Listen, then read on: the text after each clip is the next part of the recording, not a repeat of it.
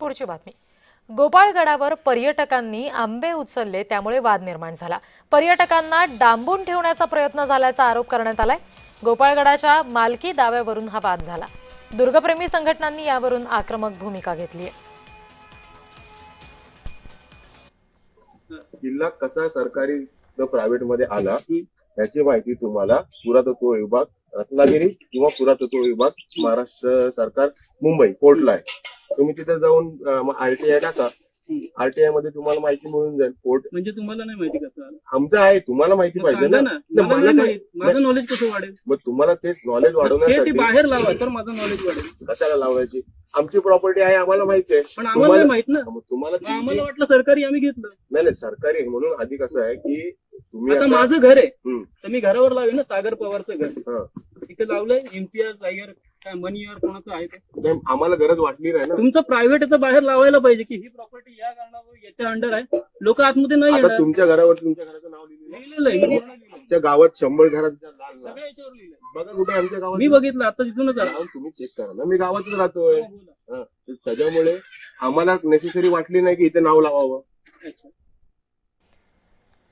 तर या सगळ्या प्रकरणासंदर्भात आमचे प्रतिनिधी योगेश पांडागळे यांनी गोपाळगड किल्ल्यावरून शिवप्रेमींशी संवाद साधलेला आहे. बघूया.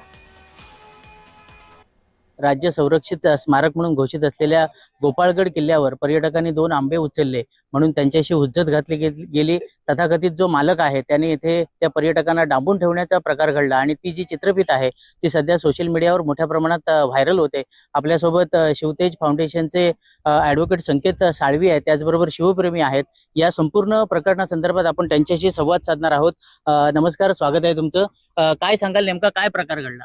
मुळात जी चित्रफित मोठ्या प्रमाणामध्ये सोशल मीडियावरती व्हायरल होते त्यामध्ये काही पर्यटकांनी या किल्ल्याला भेट दिली असतात. काही 2-4 आंबे त्यांना पडलेले दिसले, त्यांनी ते उचलले आणि इथल्या स्थानिक लोकांकडनं जे इत्यामध्ये वावरत आहेत त्यांच्यामध्ये डांबून ठेवण्यात आलं. ही घटना अतिशय निंदनीय आहे, प्रचंड राग आणणारी आहे. आम्ही या घटनेचा निषेध करतो आणि ही घटना घडू नये यासाठी ग्रामस्थ म्हणून आम्ही पुनरावृत्ती होणार नाही याची आम्ही काळजी घेऊ.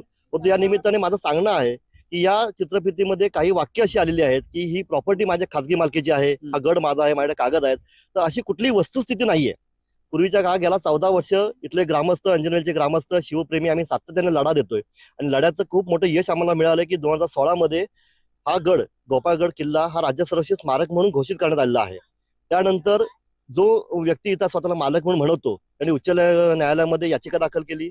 उच्च न्यायालयाने ती याचिका इथे नॉट मेंटेनेबल म्हणून ती फेटाळून लावली. त्याच्यानंतर देखील प्रशासनाने इथं असले अनधिकृत बांधकाम पाडलं आणि आता ह्याची अधिकृतरित्या भूसंपादनाची अधिग्रहणाची प्रक्रिया सुरू आहे.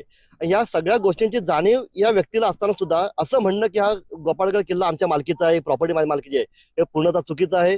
संपूर्ण महाराष्ट्रामध्ये चुकीचा मेसेज पसरवणं या व्यक्तीने थांबवावं आणि जर अशा घटनांची जर पुनरावृत्ती झाली तर आम्ही शिवप्रेमी नक्की आमच्या पद्धतीने त्यांना उत्तर देऊ, त्यातला आम्ही समर्थ आहोत. धन्यवाद. आपल्यासोबत गुहागर मधील काही शिवप्रेमी होते आणि कालचा जो प्रकार घडला त्या प्रकारावरून त्यांच्या संतप्त भावना आहेत.